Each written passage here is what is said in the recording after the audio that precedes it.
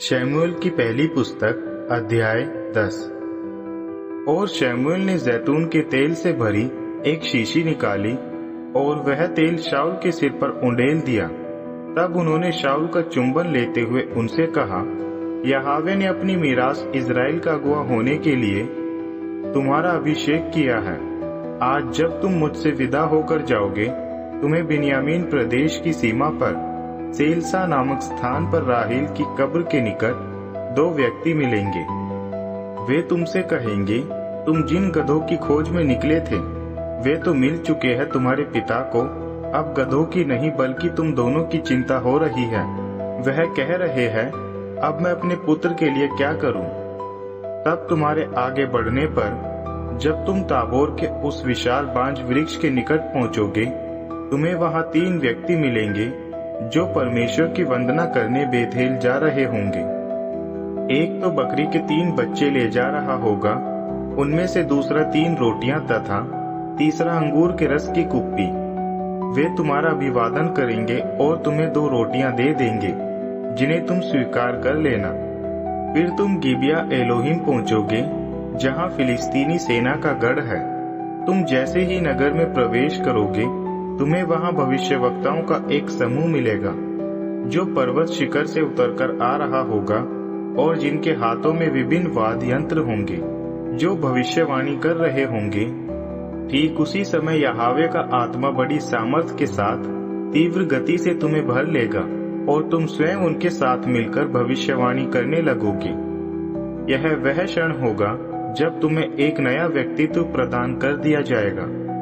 जब तुम इन चिन्हों को होते देखो, तुम वही करना शुरू कर देना जो तुम्हें सही लगेगा, क्योंकि तब स्वयं परमेश्वर तुम्हारे साथ होंगे।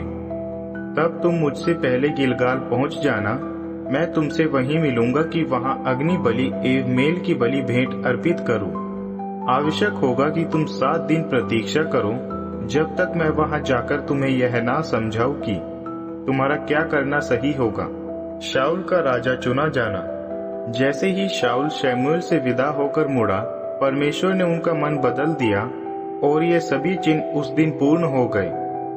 जब वे गिबिया पहुंचे, उनसे भेंट करने भविष्यवक्ताओं का एक समूह आ रहा था। तब परमेश्वर का आत्मा तीव्र गति से उनके ऊपर उतरा और वह उनके साथ भविष्यवाणी करने लगे। जो लोग शाऊल से पूर्व परिचित थे, उन्हें भविष्यवक्ताओं के साथ भविष्यवाणी करते देख परस्पर कहने लगे, क्या हो गया है कीश के पुत्र को? क्या शाऊल भी भविष्यद्वक्ता वृंद का सदस्य है? वहां खड़े एक व्यक्ति ने प्रश्न किया, और उनके पिता कौन है? तब वहां यह लोकांकित हो गई, क्या शाऊल भी भविष्यवक्ताओं में से एक है?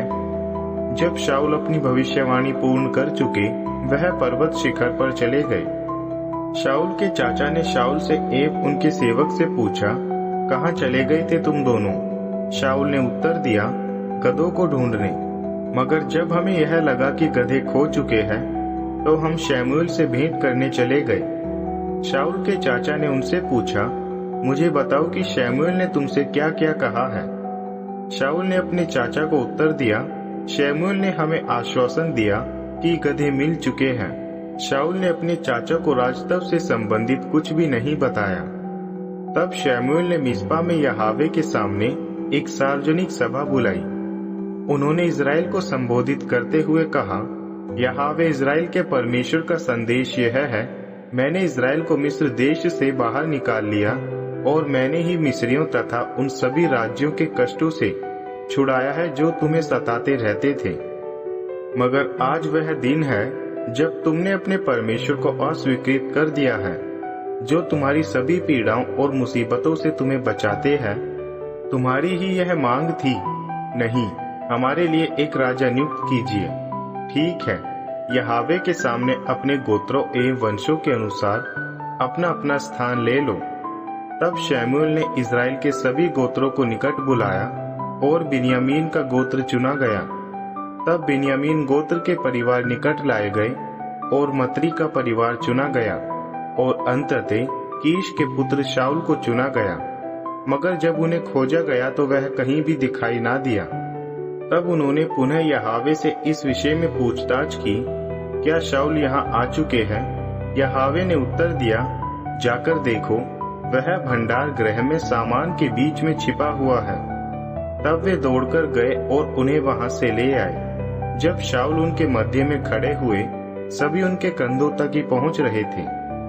तब जनसभा को संबोधित करते हुए शमूएल ने लोगों से कहा, क्या उसे देख रहे हो जिसे यहोवा ने नामित किया है?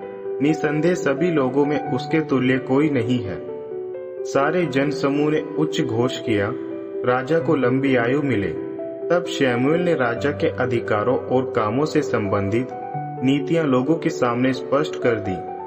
ये सब उन्होंने एक पुस्तक में लिखकर यहोवा के सामने रख दिया।